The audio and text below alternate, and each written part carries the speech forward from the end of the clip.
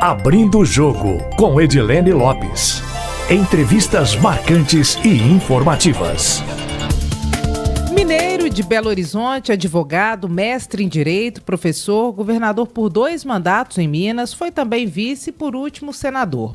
Hoje é ministro do Tribunal de Contas da União. Antônio Augusto Anastasia é o entrevistado do Abrindo o Jogo de hoje. Ministro, muito obrigada pela entrevista, seja bem-vindo. Muito obrigado, Edilene. É uma grande honra estar aqui sendo entrevistado por você no Abrindo o Jogo e quero parabenizar por essa iniciativa sua da Rádio Itatiaia de ouvir nós mineiros que trabalhamos aqui em Brasília, especialmente no Poder Público. Muito obrigado pelo convite. Eu que agradeço, é sempre um prazer, uma honra falar com o senhor. Eu queria começar esse papo com o senhor falando um pouquinho, a gente já conhece a trajetória do senhor em Minas Gerais, mas falando um pouco dessa trajetória até chegar a esse estágio da carreira como ministro do Tribunal de Contas da União. E depois a gente entrar um pouquinho também no que é o papel do TCU, para que as pessoas conheçam de perto o que é o trabalho realizado pelo Tribunal de Contas. Bem, eu queria dizer que eu me considero uma pessoa felizarda, porque acredito que tenho uma vocação para o serviço público, da qual você é testemunha de quantas e quantas entrevistas ao longo da nossa recíproca trajetória não fizemos.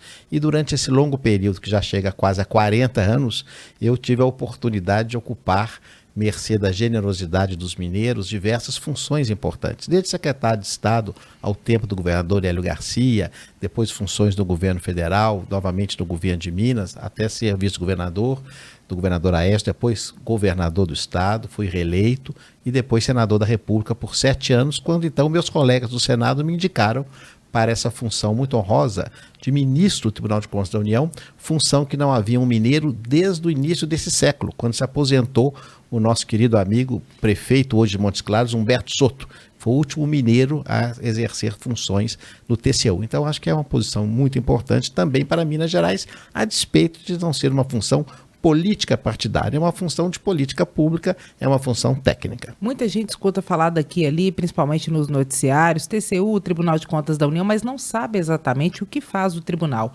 Qual que é o papel do Tribunal de Contas da União, já que nós temos tribunais de contas também nos estados, como o TCE e Minas Gerais? É uma boa pergunta, Edilene, e você faz bem em fazê-la, porque muitas pessoas, de fato, não têm esse conhecimento. O TCU, que é muito falado, ao longo dos últimos anos, se empoderou muito. Ele é um órgão constitucional, está dentro digamos assim, do guarda-chuva do Poder Legislativo, mas ele é totalmente autônomo.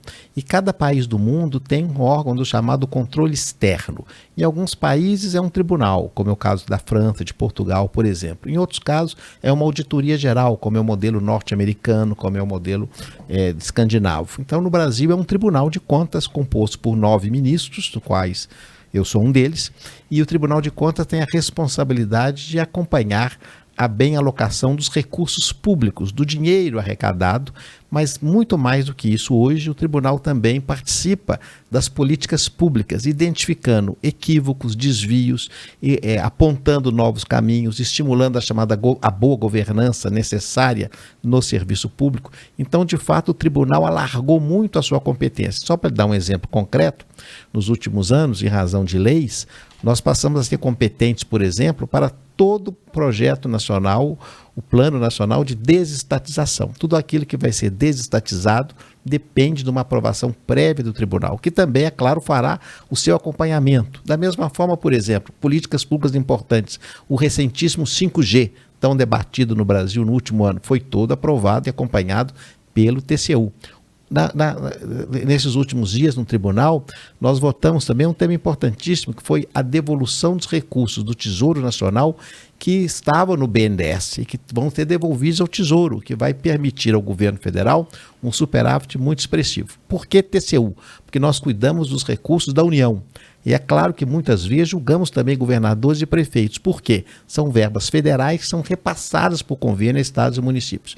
E os tribunais de contas dos estados, cada estado tem o seu, cuida dos recursos estaduais. Então, o que é dinheiro do Estado, nós não julgamos e eles não julgam o dinheiro federal ou as competências federais. Então, é um tribunal hoje muito reconhecido, que está muito até na mídia, sob um ponto de vista positivo, de um elenco de atribuições e de atividades, e que nós, de fato, temos muitos encargos e muito trabalho, mas é fundamental para que tenhamos no Brasil uma boa governança e uma correta alocação dos recursos públicos, revertendo em resultados positivos para o cidadão brasileiro. Qual que é o papel do TCU na fiscalização da execução do orçamento federal? Os TCEs, por exemplo, são braços, são acessórios das Assembleias Legislativas. O mesmo papel faz o Tribunal de Contas da União e em relação a contratos, auditorias, fiscalizações são por demanda, por denúncia ou não? Automaticamente sempre os contratos são auditados? Veja bem, nós temos aí dois aspectos. Primeiro, há todo ano a votação da chamada prestação de contas do presidente da República. Nessa prestação de contas do presidente entra toda a estrutura federal, a administração direta, a administração indireta, as empresas. Então é analisado em detalhes e em minúcias tudo que foi objeto do orçamento do Poder Público Federal. Então nós aprovamos e fazemos um parecer, ou rejeitamos, ou apresentamos algumas recomendações, e esse parecer é votado, como nos estados, pelo Congresso Nacional. Então, nesse caso, o Tribunal de Contas ele tem um papel de assessoria ao Congresso. Então, o único parecer que nós não deliberamos é o do presidente da República. Os outros todos nós aprovamos ou negamos as prestações de contas. No caso dos contratos, execução de obras, prestação de serviços, fornecimentos, ou seja, as milhares de contratos, nós analisamos todos eles pelos processos de prestação de contas, quer ordinários, quando o órgão presta contas, como também recebemos denúncias, representações, consultas dos órgãos públicos, no qual nós aplicamos casos concretos. Então, as pessoas acompanham na mídia, na Rádio Itatiaia e em várias outras mídias, quando surge assim uma denúncia, um escândalo, pode acompanhar que se for com recurso federal, certamente haverá notícia que houve uma representação ao TCU para que o TCU se manifeste sobre aquele assunto. Aliás, temos visto isso a miúde nos últimos tempos. A desestatização de empresas públicas tem que passar pelo Tribunal de Contas da União, conforme o senhor diz. Quais foram os principais projetos que passaram nos últimos anos, principalmente nesse último ano agora pelo TCU, e o que tem por vir? E principalmente processos que interessam a Minas Gerais e afetam especificamente o Estado. Nós temos o processo da desestatização, por exemplo, dos aeroportos, que é muito importante. Estamos fazendo relicitação das todas as estradas de rodagem do Brasil, e o que afeta diretamente a Minas, e que tem sido uma bandeira da Rádio Itatiaia de nós mineiros por muitos anos, que é a questão da duplicação da BR-381, que infelizmente o tribunal já havia aprovado, mas o governo federal não conseguiu colocar o modelo adiante do ponto de vista econômico e está então apresentando uma nova proposta. Como o meu antecessor foi o relator da proposta anterior, possivelmente eu devo ser o relator dessa proposta, que é muito importante para Minas Gerais, como nós sabemos. Outro tema muito delicado da desestatização é a questão portuária. Nós estamos recebendo já a desestatização do Porto de Santos, que é o maior porto da América Latina. É um tema também muito delicado. Recentemente aprovamos de interesse para Minas a questão da desestatização do metrô de Belo Horizonte, da região metropolitana, também, digamos, uma novela já que se desdobra já por décadas. E estou otimista que agora tenhamos de fato um fim nesse tema. Então são assuntos que vão se somando nessa ampla e vasta competência do Tribunal de Contas em processo de desestatização. Todas elas necessariamente são submetidas ao TCU. A desestatização do metrô de Belo Horizonte, que é hoje administrado pela CBTU, a Companhia Brasileira de Trens Urbanos, que é federal, é uma responsabilidade hoje do governo federal ou do governo estadual? Qual que é a responsabilidade de cada um? E se o governo estadual, se isso ficar para a próxima gestão, em um eventual outro governo, que não a reeleição do Romeu Zema, pode ser que seja barrado o processo de desestatização pelo governo do estado? Foi feito um modelo, digamos assim, uma modelagem. Essa modelagem não é de agora.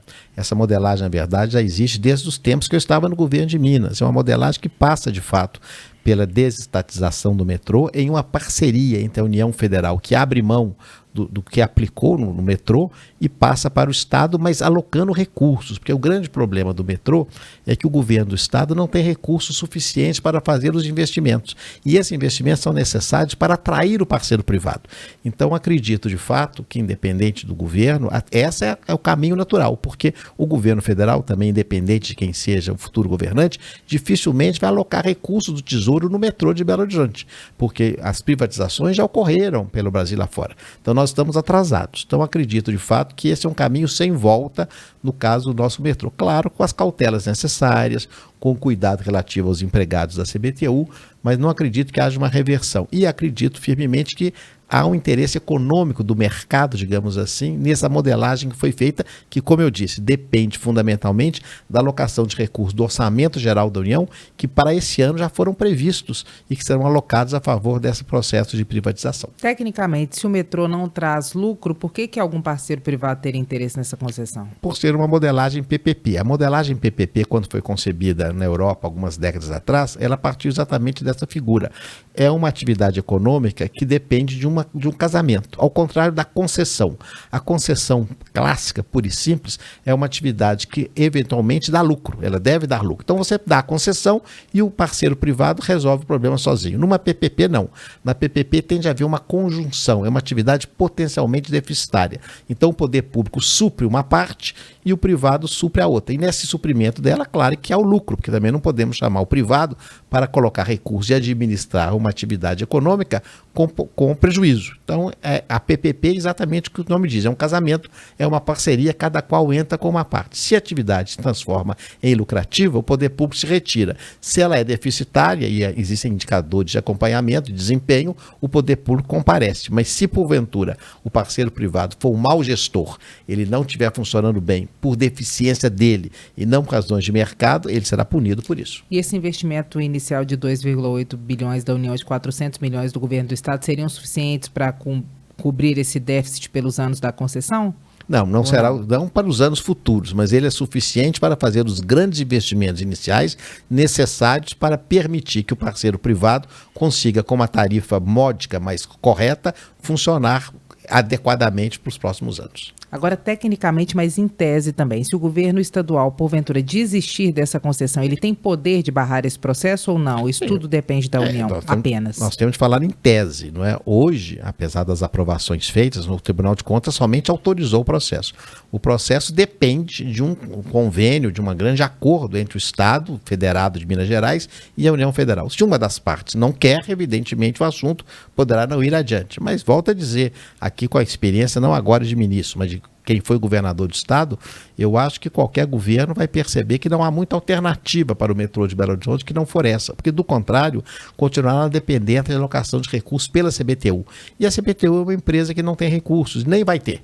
Então nós vamos continuar tendo um metrô pequeno, um metrô modesto, um metrô que não atende a população da região metropolitana de Belo Horizonte como deveria. Apesar de depender de todas as partes, quem manda, quem lança o edital é a União. Sim, quem lança o edital é a União, exatamente. Agora a 381, quando é que ela deve entrar na pauta do TCU nessa nova modelagem agora? Parece que separada, né? 262, isso. Separada da 381? Houve a separação porque o modelo antigo não auferiu, não conseguiu, não alcançou o interesse do mercado. Então, a Agência Nacional de Transporte Terrestre e o Ministério da Infraestrutura fez uma divisão. Primeiro a 381, depois a 262. A 381, que também me parece mais urgente, ela já tem o seu pré-estudo, o seu diagnóstico preliminar, digamos assim, apresentado ao Tribunal de Contas. É como se fosse um aviso prévio. Ó, nós vamos fazer e a nossa modelagem é mais ou menos assim, ainda muito preliminar. Então, nós não recebemos estudos que serão analisados pela unidade técnica do TCU para depois chegar no nosso plenário. E o senhor, que conhece muito bem esse tema, como possivelmente o relator desse processo específico no TCU, já tem algo que o senhor tem como um parâmetro que esse projeto tem que ter para ser um projeto bom, para viabilizar a concessão da 381? Há uma questão, minha cara Edilene, que você conhece muito bem, que é sempre um drama no caso da cultura brasileira. Nós do Brasil não temos simpatia pela figura do pedágio. Isso é um dado da realidade, mas é uma antipatia que não procede. Se você perceber no Brasil, onde são boas as estradas boas no Brasil são as estradas estaduais de São Paulo. Eu estive recentemente no estado de São Paulo interior e fiquei mais uma vez deslumbrado. Por quê? Porque há pedágio. Quando você viaja para o exterior, você vai à Europa, aos Estados Unidos, há pedágio. Então o pedágio tem que ser cobrado. Então a grande indagação é essa. Agora, por outro lado, o pedágio tem que ser justo. Ou seja, ele tem que ser um preço que permita o tráfego e que ele corresponda a um serviço de qualidade prestado, não só na qualidade do asfalto, na qualidade da pista, como também serviços de informação, de socorro que são necessários, são correlatos à atividade do pedágio. Então essa preocupação que certamente eu e os meus colegas do tribunal teremos de ver a economicidade desse processo de privatização da rodovia 381. A duplicação de alguns trechos também é uma preocupação, como aquele trecho ali em Sabará, Caeté, que é muito, ali é conurbado com Belo Horizonte, ali tem não apenas casas, mas tem também grandes empresas.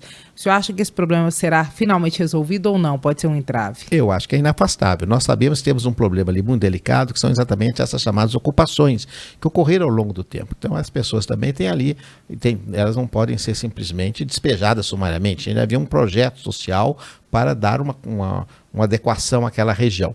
Mas é imprescindível termos ali uma boa duplicação, porque é exatamente a parte onde há mais fluxo, é a entrada de Belo Horizonte ou a saída. Então, nesse caso, é muito importante que o trabalho seja tecnicamente bem feito. Eu acredito que a nova equipe que está incumbida, a equipe que está incumbida disso, o Ministério da Infraestrutura, está muito azeitada e muito bem intencionada. Então, estou otimista que isso vai ocorrer. Agora, é claro que vai depender de um investimento grande de um parceiro privado corajoso e com fundos para tanto.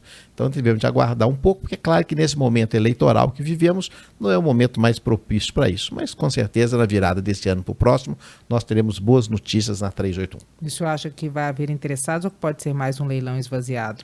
Eu tenho de desejar que tenha interessados, né? Não podemos ter uma licitação deserta nesse caso.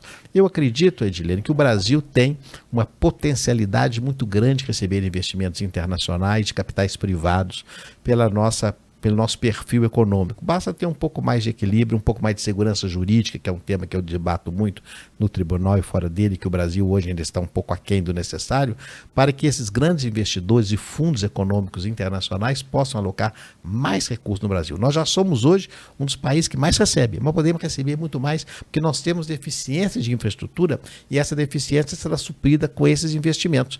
E eles são rentáveis, são lucrativos. Então o Brasil é um porto atrativo, mas nós temos de dar as condições de previsibilidade para que isso ocorra. A questão do pedágio deve seguir o mesmo projeto que foi apresentado quando era unificada 381 e 262, com cobrança por quilometragem. O que o senhor sabe sobre o projeto que deve chegar ao TCU? Eu ainda não posso antecipar, porque essa parte ainda não foi citada. Então nós devemos aguardar, e eu volto a dizer, a preocupação técnica do tribunal será sempre a conjugação de um pedágio que seja justo, adequado, necessário à manutenção da rodovia, mas que não seja, evidentemente, extorsivo e que impeça que as pessoas circulem livremente. O senhor acha que chega esse ano ainda?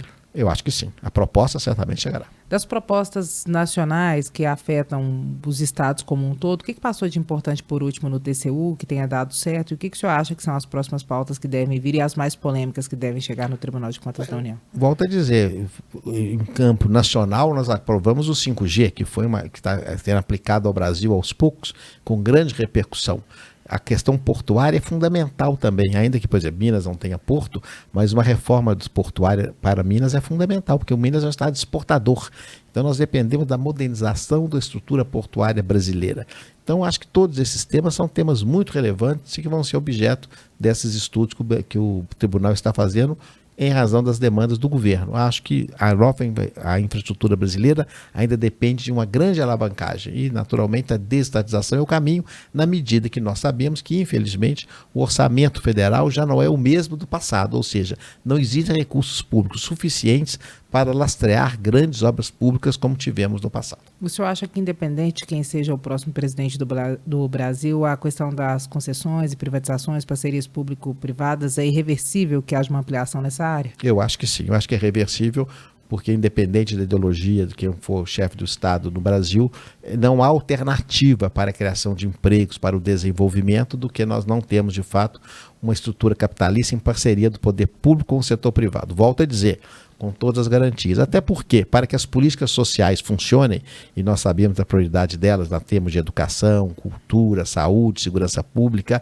é fundamental que haja recolhimento de impostos. E para haver recolhimento de impostos, uma carga tributária adequada, nós precisamos ter igualmente que haja atividade econômica, porque o dinheiro que sustenta as políticas públicas vem da atividade econômica, através do recolhimento de tributos. Então, para isso, o poder público tem de estimular. E se achar que vai criar atividade econômica sem a parceria com o setor privado, infelizmente, é um engano e isso não ocorrerá. Hoje, qual que é o status do Brasil em termos de auditoria pública? Parece que recentemente o senhor esteve na Dinamarca, justamente para discutir com outras nações. Deve haver em breve um evento também no Brasil. Qual que é o papel do Brasil? Como que o Brasil é visto em termos de auditoria pública pelo restante do mundo? Essa é uma indagação muito pertinente, muito adequada, Edilene. Veja bem, o Brasil tem uma posição até muito confortável nesse caso. o Tribunal de Contas da União é muito respeitado internacionalmente, especialmente em razão de nós termos mais de 2.000 técnicos de carreira efetivos do tribunal, de altíssima qualificação, considerados até por muitos como um dos corpos mais preparados da burocracia federal. E são muito inteligentes, muito dedicados e têm um grande preparo técnico para realizar o seu trabalho. E por conta disso mesmo, o TCU participa dos grandes foros internacionais técnicos dessa área e assumirá agora, como você mencionou, no mês de novembro no Rio de Janeiro, a presidência internacional do Fórum da Organização Mundial dos Órgãos Superiores de Auditoria, que é a chamada INTOSAI, né, a Organização Internacional Suprema de Auditorias, e que ficará por 3 anos, o que dará um grande, não só um prestígio ao Brasil, mas mais do que isso, nos possibilitará, do ponto de vista concreto, algumas conquistas. Vou lhe dar um exemplo. Para que o Brasil também avance economicamente no mundo e aqui aporte mais recursos, é muito importante que o Brasil faça parte da OCDE, que é a Organização das Nações Desenvolvidas do Mundo economicamente. Mas a OCDE tem ainda algumas dúvidas sobre indicadores do Brasil, sobre questões de governança. E o OCDE confia no TCU. Então, ou seja, no momento que nós conseguimos que o TCU seja, vamos dizer assim, indicado, referendado pela OCDE para ser esse parceiro, e essa presidência internacional nos dará ainda mais esse status, isso permitirá ao Brasil avançar nessa adesão ao OCDE, que para nós é fundamental, ela é hemorrágica, ela é muito importante que ocorra. Então, o Brasil hoje tem um reconhecimento, e nós participamos não só agora com a vice-presidência da presidência dessa organização internacional, como na direção de vários dos fóruns técnicos. Essa última viagem que fiz, como você mencionou, na Dinamarca, é exatamente dos fóruns de especialistas na área de auditoria. São pessoas do mundo inteiro, havia representantes da Itália, da Escandinávia, do Nepal, da Guatemala, vários países do mundo, discutindo assuntos técnicos relativos a algumas normas internacionais de auditoria que o nosso TCU já cumpre, felizmente. Claro que nós temos tempo de aperfeiçoar, que é uma troca de experiências. Quando é que o senhor acha que o Brasil consegue, de fato, adesão à OCDE? Quando é que esse processo termina? E o que isso significa em termos práticos para o Brasil, na ponta ali, para cada cidadão? Para cada cidadão significa, Edilene, a meu juízo, quase que uma independência, uma alforria, porque vai significar emprego, vai significar que o Brasil será um porto seguro para receber investimentos. Se hoje nós temos, por exemplo, em nosso estado de Minas Gerais, estradas que estão deficitárias, estradas que não têm cobertura de telefonia celular, que eu acho um atraso muito grande, nós podemos ter isso superado com investimentos que vêm de fora, porque o Tesouro Nacional, o Tesouro dos Estados, não tem mais condição de fazer essas obras. Quando eu era governador, havia recursos, fizemos muitas estradas, mas hoje em dia esses recursos não existem mais. Então, ou seja, para isso tem de vir recurso privado. Recurso privado só virá se tiver um acordo, uma quiescência, uma garantia do qual a inserção na OCDE é o primeiro passo. Eu acredito que a partir do próximo ano nós vamos avançar isso, especialmente com essa presidência que o TCU fará desse fórum internacional, que nos dará a autoridade moral para ajudar o governo brasileiro nessa inserção na OCDE. Na prática, torna o Brasil mais atraente para investimentos internacionais. Exatamente. Ao trazer investimentos internacionais, isso movimenta a economia, gera empregos, gera tributos, melhora a educação, melhora a saúde, ou seja, é bom para todos. Apesar de o prazo total para adesão completa ser de 5 anos, o senhor acha que isso vai acontecer em quanto tempo? É muito difícil fazer uma estimativa, né? Porque, é claro, dependerá sempre da iniciativa do Poder Executivo, mas acho que isso é uma das principais prioridades que o Brasil tem hoje, independente de quem vencer o governo. Estou muito otimista para que isso ocorra no mais tardar nos próximos 2 a 3 anos. Ministro, o senhor, como senador, foi um dos que encampou a luta de Minas Gerais para ter o TRF6, o Tribunal Regional Federal da 6ª Região, um tribunal separado do TRF1 que fica aqui em Brasília, e esse tribunal finalmente foi instalado e deve estar em pleno funcionamento já a partir desse mês. Como é que o senhor avalia essa conquista de Minas Gerais depois de tantos anos? Dependeu do que para que de fato saísse do papel? Em primeiro lugar, eu fico muito satisfeito de ter podido ser testemunha disso.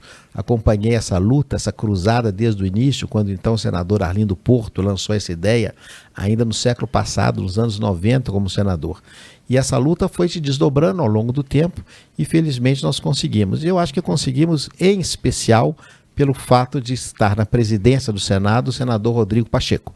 O senador Rodrigo Pacheco, que é uma grande liderança de Minas e do Brasil, teve a sensibilidade de conduzir a matéria de maneira, como sempre, com muito bom senso, com muita pertinência, sempre com muita dedicação, e aprovamos esse projeto com apoio dos nossos pares. É claro que no Senado é sempre um pouco mais difícil que na Câmara, porque há um equilíbrio dos estados, outros estados também queriam, que é natural e legítimo, ser o Tribunal Regional, mas nós mostramos que o de Minas seria o primeiro dentro de uma nova modelagem, e essa modelagem seria exatamente a modelagem de um tribunal mais leve, mais enxuto, agora sob a presidência extremamente competente da desembargadora Mônica Cifuentes, e tenho certeza que será muito bom para o jurisdicionado de Minas. Eu fui relator no Senado e tenho orgulho de ter participado desse grande esforço que foi uma vitória para Minas Gerais depois de mais de 30 anos de luta. O TRF6 promete ser o primeiro tribunal a começar funcionando completamente de forma eletrônica, digital no Brasil. O senhor, que também é advogado, isso altera o que num processo judicial, na tramitação de um processo? Eu fui advogado, né? Mas, na verdade, o que significa a mudança é agilidade. Agilidade, redução de custo, porque ele não tem mais a papelada, ele é muito mais objetivo, é muito mais simples. Então, acredito que essa objetividade, essa celeridade, ela é muito positiva. Porque a pior justiça é a justiça tardia, ela é como a injustiça, ela não ocorre. E o Tribunal Regional Federal, ele tem um papel muito importante para o cidadão, para a pessoa que nos escuta, especialmente na área previdenciária. Nós fizemos ao tempo da discussão da aprovação no Senado, de que o Tribunal Regional Federal no Rio Grande do Sul, por exemplo, que é a sede de um tribunal, ele conseguia inserir na economia gaúcha centenas de milhões de reais, porque ele tinha rapidez em aprovar as demandas previdenciárias da população gaúcha em relação ao INSS. Isso vai acontecer em Minas também. Então, acho que os efeitos práticos serão muito positivos para Minas Gerais nesse tribunal, que será só de nosso estado. O uso de inteligência digital, por exemplo, de inteligência artificial para julgar processos muito parecidos em massa, por exemplo, o uso do metaverso para a realização de audiências à distância, simulando o local de um tribunal, o senhor acha que de fato isso está próximo e isso ajuda a fazer justiça de fato, ou pode ser que haja erros que hoje não existem na justiça feita manualmente? Eu acho que são coisas que nós não podemos fechar os olhos a essa realidade, não é? A inteligência artificial já chegou, já está entre nós. Para dar uma ideia, no Tribunal de Contas da União, nós já temos a inteligência artificial. Ela faz a leitura dos relatórios de prestação de contas e ela já identifica desde logo aonde existem as incongruências e incompatibilidades e pinça daqueles milhares de processos, 10, 20 ou 30, onde essas incompatibilidades, essas inconsistências são acompanhadas, identificadas e repassa isso ao corpo técnico. É muito interessante e funciona perfeitamente, que é uma amostragem depois para ver se não passou nada nos demais e comprova-se que essa inteligência é muito avançada. Isso também haverá no Poder Judiciário, evidentemente. Eu me lembro que alguns anos atrás, eu ainda era secretário de Segurança em Minas Gerais, quando se debatia no primórdio a questão da audiência televisionada, das teleaudiências, porque era muito custoso tirar o preso da unidade prisional, colocá-lo num camburão, numa viatura e levá-lo ao fórum, até perigoso muitas vezes. Então, é claro que deveria haver, houve muito debate, não pode para vir, e tornou-se uma realidade, porque isso é tecnologia a serviço da cidadania. Nós não podemos fechar os olhos a isso. Isso ocorrerá. Volto a dizer, é infalível? Não, tudo é possível que haja dificuldades, mas por isso o acompanhamento, e a mente humana fará o acompanhamento de casos como esse, inclusive por amostragem. A chamada reforma administrativa da máquina pública federal acabou não acontecendo, ainda não emplacou, o projeto ainda não foi aprovado. O senhor acha que o uso da inteligência artificial pode ser nos próximos anos fundamental nesse processo de enxugamento da máquina pública? Até que tanto, ou até que tamanho o senhor acha que deve ser feito o enxugamento da máquina? E o senhor acha que o uso da inteligência artificial pode ter um papel fundamental nisso, na diminuição da mão de obra física, por exemplo, humana? Edilene, você sabe que durante toda a minha vida, quer acadêmica, quer profissional, eu debati esses temas da reforma administrativa e da boa gestão pública, matéria do qual tenho sido professor por muitos anos. E eu defendo muito a reforma administrativa não como um momento, mas como uma atividade permanente, porque a administração ela é dinâmica, ela não é estática. Você citou bem, a questão da inteligência artificial, do governo digital, está a cada dia modificando. A tecnologia é rapidíssima. Cada dia surge uma tecnologia nova que pode alterar as questões governamentais e deve melhorar os serviços públicos. Então, acho que a reforma administrativa hoje, em 2022 e nos próximos anos, deve se basear, obviamente, em questões de informação, em questões de inteligência artificial. Agora, dentro, claro, de todas as cautelas necessárias para garantir os direitos individuais, a segurança dos dados, as liberdades, a individualidade e a privacidade de cada qual. Então, a reforma, ela não será impedida. Agora, nós precisamos ter as lideranças políticas que se convençam da sua urgência, porque o que nós estamos percebendo nos últimos tempos é que, infelizmente, a reforma administrativa não tem sido colocada como um item principal da agenda nacional. Eu sempre tenho debatido isso e insistido nesse assunto, batido nessa tecla, quase que como um Don Quixote. Se nós colocarmos o tema da reforma do Estado como um item fundamental da agenda nacional da prioridade, o que nós teremos certamente será a mobilização da população em favor dessa reforma. Se você pegar, por exemplo, um exemplo concreto, Portugal. Portugal era considerado uma nação com dados de desenvolvimento muito aquém da Europa e muito atrás do Brasil. Hoje, Portugal avançou desmesuradamente. Por quê? Dizem os especialistas, porque Portugal fez uma boa reforma do Estado, uma boa reforma administrativa com apoio da União Europeia. Nós temos de fazer o mesmo aqui. Não precisamos inventar a roda. Nós temos que ter a coragem política de fazê-lo, protegendo e qualificando o bom servidor. E aí você indaga, qual o tamanho do Estado? Isso é impossível mesurar. Nós temos de reduzir o Estado nas atividades meio e aumentar as atividades fins. Nós sempre vamos precisar de professores, de médicos, de enfermeiros, de policiais, mas podemos reduzir os burocratas, obviamente. Então, este é o caminho, não só no Brasil, pelo mundo afora. O senhor acha que a reforma administrativa não acontece hoje no Brasil porque os cargos são moeda de troca importante para se fazer política da forma como se faz hoje, ou não tem nada a ver com isso? Não, eu acho que não. Eu acho que o que impede a aprovação é uma conjunção de fatores. Falta uma vontade política mais forte, falta compreensão das corporações, que também resistem sem muito motivo, não é? Vou dar um exemplo concreto. A questão da avaliação de desempenho. Ela é imprescindível para termos no Brasil uma administração pública mais adequada. E ainda existe resistência à avaliação de desempenho. Ninguém pode resistir a ser avaliado. Eu sou professor, eu tenho de avaliar o aluno. E como professor, o aluno também me avalia. Isso faz parte do dia a dia.